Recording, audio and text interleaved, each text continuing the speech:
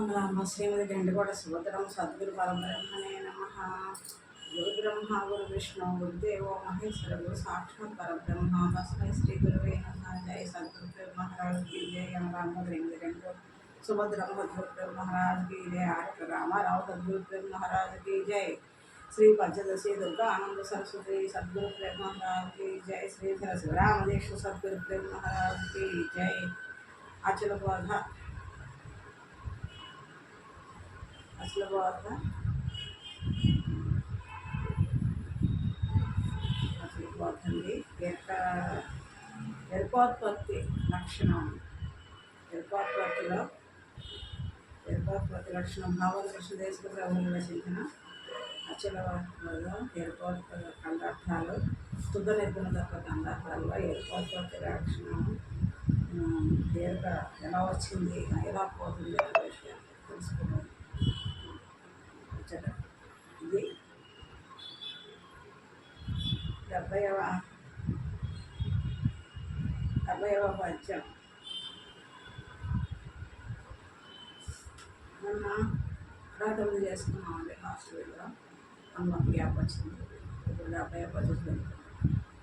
రాకడ పోకడ లేకను ఏకస్థితి నుండునట్టి బయలందు అంటే రాకడ పోకడ లేక అంటే జనన మరణాలు లేని ఈ వైకోన పరబ్రహ్మనందు అని. రాకడ పోకడ లేకను ఏకస్థితి నుండునట్టి బయలందు రాకడ పోకడ కలిగియు ఏకముగా తోచులేని ఎరుకా సుశీలా ప్రతిమాలో లేని పెరుమాళ్ళ లీలా లేక తోచిన ఎరుక లేనే లేదనోచు నీకి కీలు గురుని చేయరుకైతే జాలొళ్ళకి ఎరుక సుశీల ప్రతిమాలో లేని పెరుమాళ్ళ లీలా.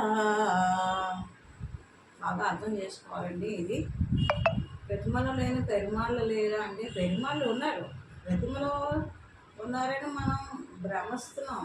ప్రతిమలోనే లేరు, అంతా నిండు ఉన్న బ్రహ్మస్వరూపం.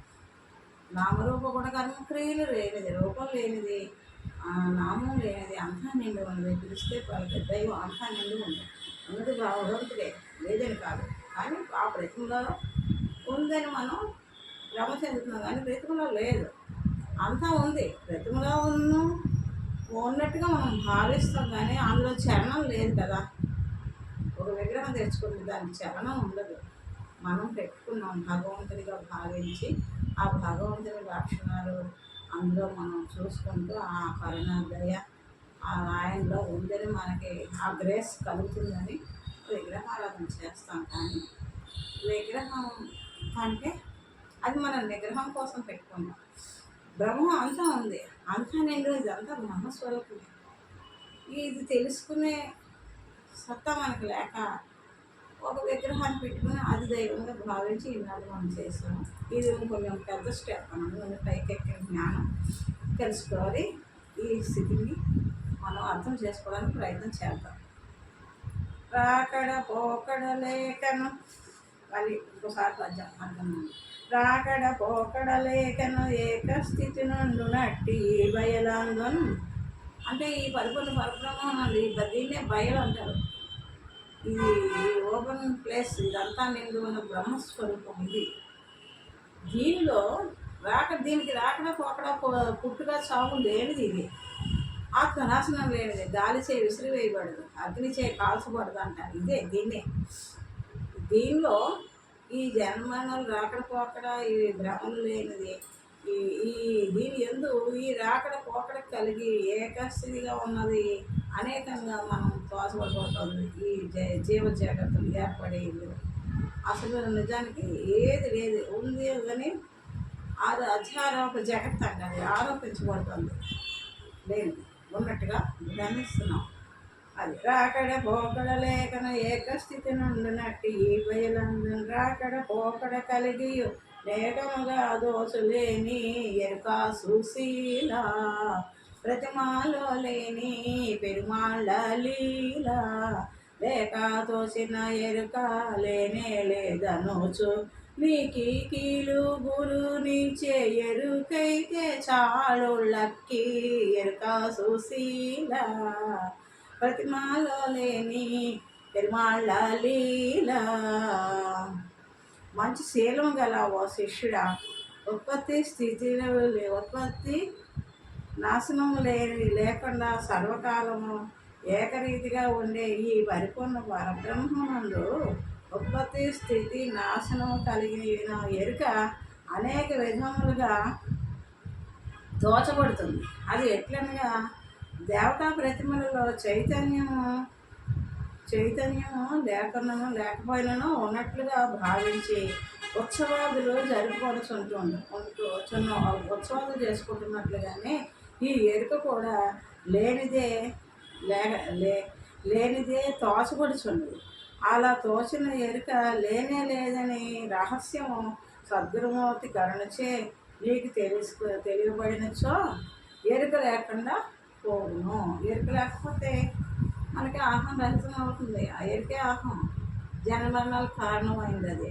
అది లేకపోతే మనకి జన్మ ధన్యమవుతుంది. ఎరుక లేని స్థితి మరణాలకు స్టాప్ పెట్టే నిజ స్థితి. అది సులువుగా అర్థమవుతుంది ఈ గురు కరుణ చేత. ఈ ఎరుక లేని స్థితి, ఈ రాకడ పోకడలే లేని ఏకస్థితిగా ఉన్న ఈ గడుపుల బ్రహ్మ దర్శనం అయితే మనకి ఎరుక లేకుండా పోతుంది. మంచి శీలమైన వస్తువులో మార్పు ఉండచో అది ఆ వస్తువు నశించునని తెలియగలను. ఏదైనా ఒక వస్తువులో మార్పు, ఉత్పత్తి స్థితి లయాలంట. అది ఉత్పత్తి అవుతుంది, మార్పు చెందుతూ ఉంటుంది, స్థితి కలిగి ఉంటుంది, తర్వాత నశిస్తుంది. ఆ ఉత్పత్తి స్థితి లయాలు లేనిది పరిపూర్ణ పరబ్రహ్మం. అది అప్పటికి నశించదు. అది ఎప్పుడు సనాతనం, శాశ్వతం, అలా ఉంటుంది. అది అలా కాకుండా ఏకస్థితి అనగా వికారరహితం, మార్పు చరణం లేని దానికి నశించుట ఉండదు. వికారరహితం బ్రహ్మం అంటారు. నశించదు, పుట్టదు. పుట్టుగా గిట్టుట కొరకే అంటారు. పుట్టుడు గిట్టుడు కొరకే. పుట్టింది నశిస్తుంది. మరి పుట్టనిది పుట్టుకే లేదు కాబట్టి నాశనం లేదు. అది వికారరహితమైన బ్రహ్మం అనగా జనన మరణములు లేనిది. అట్టిది ఒక్క పరిపూర్ణ పరబ్రహ్మమే తప్ప మిగతా సమస్తము వికార స్వభావం కలిగినదే.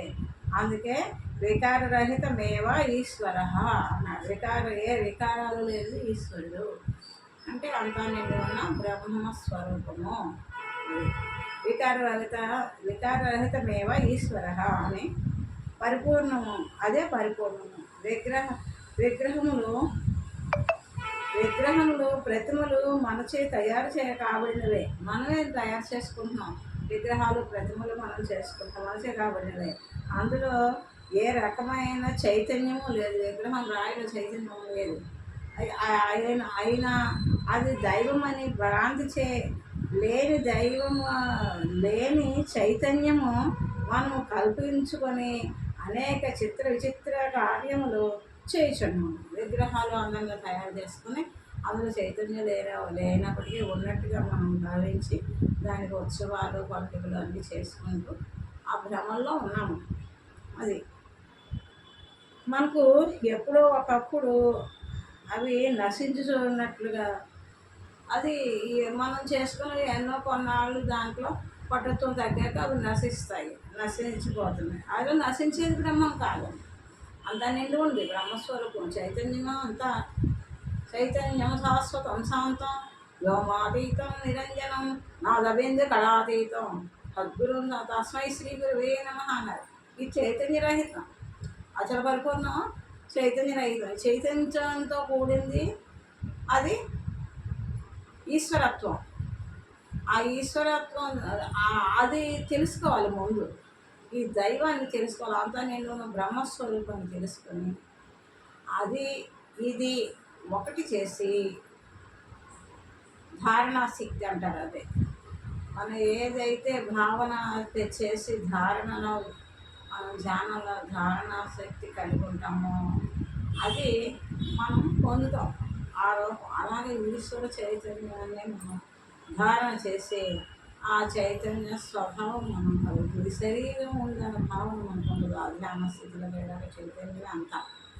ఆ చైతన్యం సముద్రంలోకి వెళ్ళి ఉప్పు బొమ్మ, సముద్ర స్నానం చేయడానికి వెళ్ళి ఉప్పు బొమ్మ సముద్రంలో కలిగిపోయినట్టుగా ఇది చైతన్యరహితమై అందులో కలుసుకోవాలి. అది ఆ స్థితి మనం కలిగి ఉండాలి.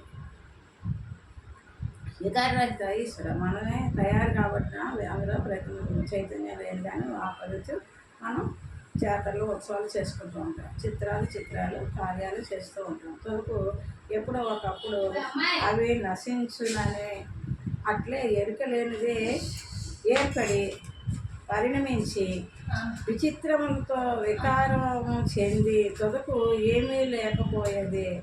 ఇట్టి ఉత్పత్తి స్థితి నాశనములు లేనిది ఒక పరిపూర్ణము మాత్రమే. ఏది వికారరహిత ఈశ్వర అన్నారు.